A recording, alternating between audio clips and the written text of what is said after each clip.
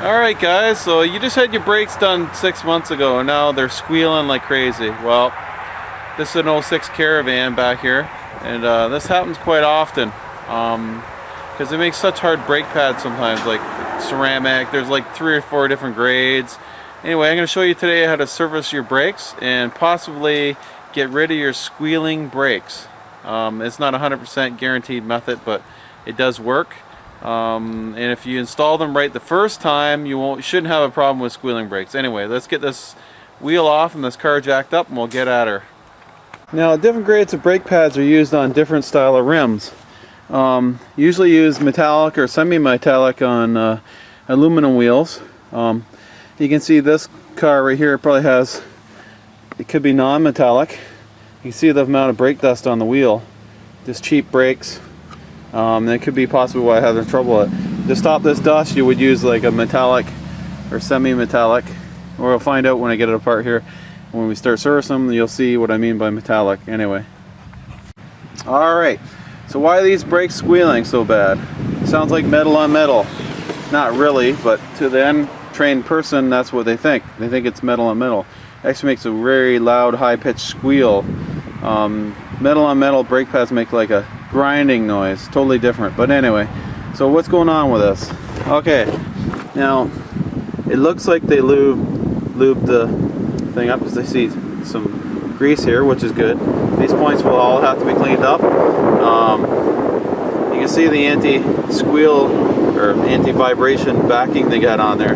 I usually put silicone, high-temp silicone on the back of the pad. That eliminates a lot of it. I'm not exactly sure why, but it works. Why these things squeal is you get this smooth surface right here, and these brake pads are square, real sharp edges on them. So what happens is like taking a brand new stick of chalk on a chalkboard and putting it flat down, it'll squeal like crazy. That's the same idea. So we're going to rough these rotors up, clean the pads up, and do all the slides. Alright guys, I know a lot of you don't like wearing them, but gloves, wear them, especially with brakes. They say they're asbestos free, but I don't think so. Your skin is one of your biggest organs in your body. Well, for most people anyway. Anyway, protect yourself. What I'm going to show you how to do, you should have a dust mask on too. Alright, let's get to it.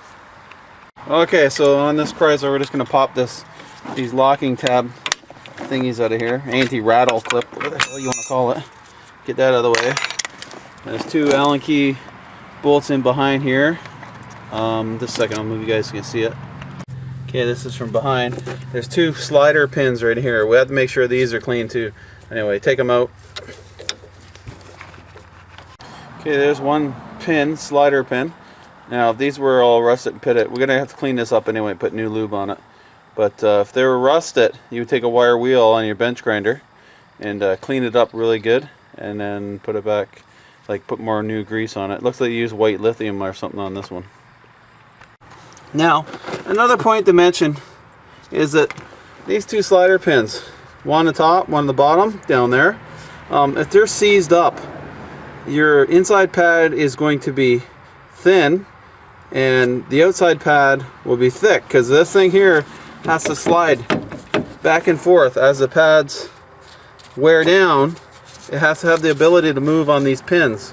If it doesn't, like I said, your outside pad is going to be really thick, your inside is going to be wore down to half or wore right out, and your brake pedal isn't going to feel right. You'll have a hard brake pedal, but it won't stop the car. You'll feel like yourself, like you're going to run through the stop sign, like it doesn't stop like it should. And that's usually because these slider pins, and now different manufacturers have different ways of doing their slider pins. It basically all works the same.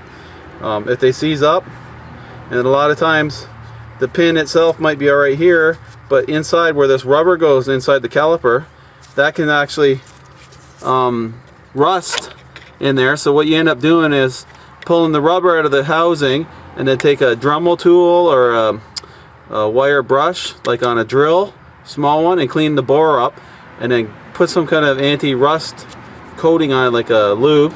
Any kind of lube you got will help, any oil based, and put the rubber back in and put your slides back in. But like I said, if it doesn't move, then you're going to have serious brake problems later on down the road. Now, I see a lot of people do their brake jobs incorrectly, and I won't say anything usually. It's very important to friggin' lube all these points up. If you don't, you're gonna have problems down the road, and I see a lot of that at work. Anyway, I got that off. Now here's another shot of the caliper. You can see this is the steel housing, the rubber here, and it goes right through. So a lot of times underneath here will corrode and rust, and what it does push against the rubber, which pushes against the slide. It doesn't function correctly. Now you can see some of the brake dust catching in this relief they got in the brake pad here, and they put these in here for different reasons. And my theory behind is that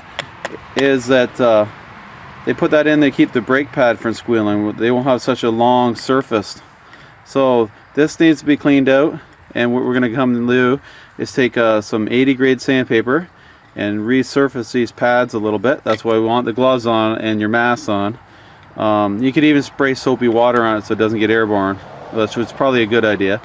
And we're gonna take all this hard surface off, and we're gonna chamfer the edges just slightly here, especially the leading edges there and there, and clean this out. And in the past, I've even had brake pads where I've had to cut them down the center here with a hacksaw just to break the surface area up some more. Now you can see these brake pads aren't old. They're probably only like 6 or 7 months old, maybe 8. So I'm going to come in here with a screwdriver and I'm going to clean all this out best you can, and then we're going to go to the bench and sandpaper this. Alright, find yourself a flat surface. This will happen when you use my lawnmower. All I could find was 100 grit. 80 grit is better. What you're going to do is resurface the pad. And at this point you should have a mask on, just for safety's sake. Anyway, you get the picture. Do that until you have you can see where it's nice there, and it still needs some in the center. Okay, when you're done, it should look something like this. Now we're going to go around and get rid of these edges. With the grinder, should have a water on it. Anyway, you can see these are semi-metallic. There's steel inside of there. Brass by the looks of it.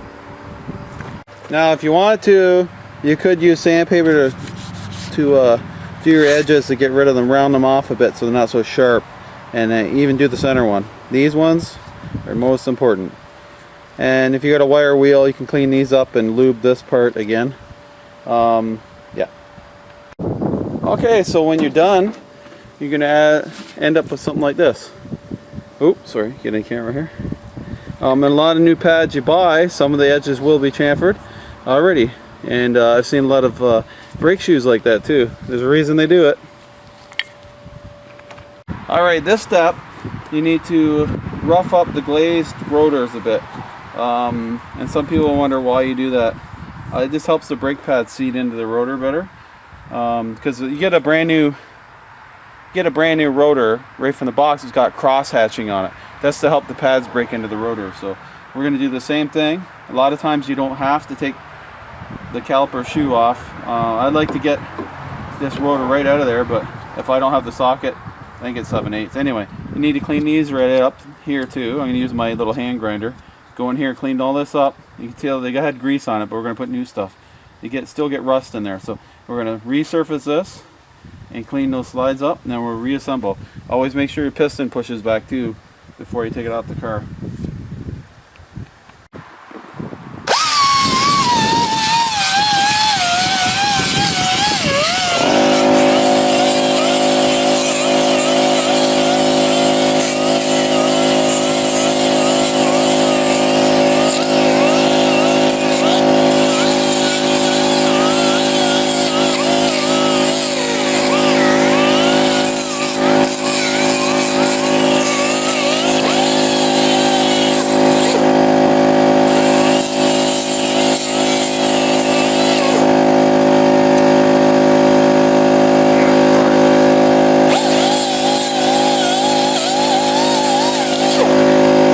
Now you're not out to make deep gouges in this. You just want to scratch the surface. If you start making deep gouges like here, you could cause a thumping noise or other worse stuff than that. Anyway, go ahead. I cleaned some of this up. clean all the crap out of there, and we're going to put new lube on it and put her back together. Okay guys, we're going to lube the slides right here. Use a silicone based lubricant, something that's good for rubber. If you use axle grease or grease from a grease gun on the rubber parts of your caliper, you could swell the rubbers up, and that's going to do more damage to you than good. So for the price of it, go out and buy the $5 tube of that.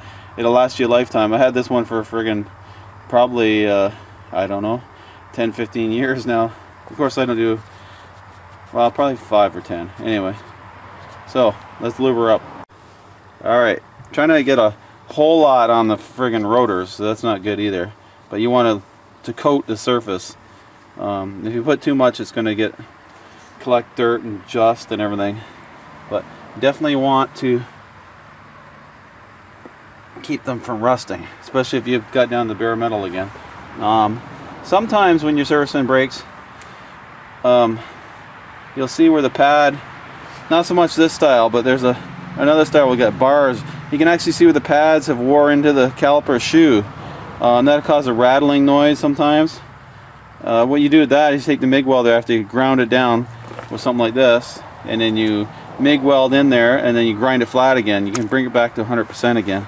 Now I got some on my rotor. Dope. That was bright. Anyway, it'll burn off. Alright, so clean them up. If you got rust on them, use the wire wheel in your grinder or whatever you got, but they have to be clean. So just lube them right up. Put as much as you want on it. If you put too much, it'll just get it down on the threads too. And reinstall them part way on your, you can't see that, onto your caliper. Just like so. Okay, we're going to do the pads next. Alright, so with the brake pad, you can see it's got this anti-vibration damper thingy on it. A lot of times they don't work. So what we like to use is the black silicone, high temp silicone on the back of the backing plate. It's supposed to, well, I don't know what exactly the theory behind it is, but it works. Takes the vibrations, dampens it out a bit. Of course, you got to be careful with the inside one. You don't want to put too much on it, because it'll stick to the, if you make it an inch thick here, it'll stick to your boot here on the caliper, and it could rip it out. Some of the silicone is pretty strong, so give it a good amount, but you don't want it too thick. So, and then take your finger, spread it out. I always go to the end. This acts as another vibration damper, and I believe that's what causes a squeal.